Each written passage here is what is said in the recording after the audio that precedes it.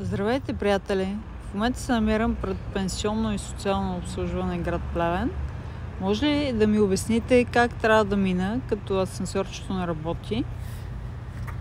И аз съответно съм с инвалидна количка. Как се минава по тези стъпала? Вижте самите стъпала какви са.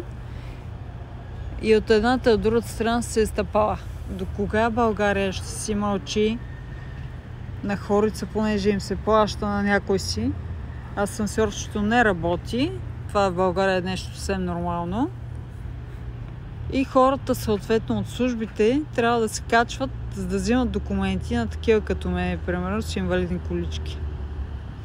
А това, че те имат и друга работа, не да се разкарват непрекъснато нагоре-надолу, дали био студ, дали био пек, е друг въпрос. До кога ще бъде това? До кога ще се мълчи? До поредните избори ли? И тогава пак ще има обещание, нали? Хайде стига. Мисля, че е крайно време най-накрая да се вземем в ръце и да изринем тези боклуци, които съответно подкопават системата.